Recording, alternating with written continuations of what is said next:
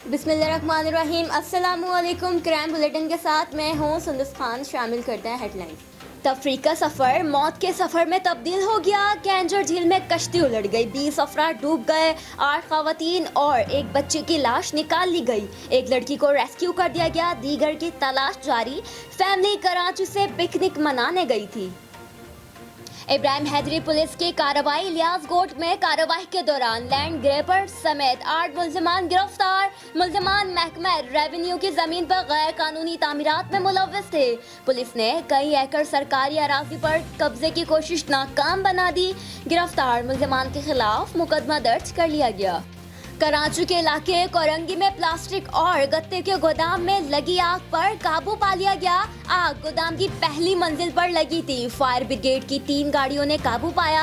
आग लगने से गोदाम की पहली मंजिल पर सामान जलकर राख हो गया। आग लगने की वजह मालूम ना हो सकी।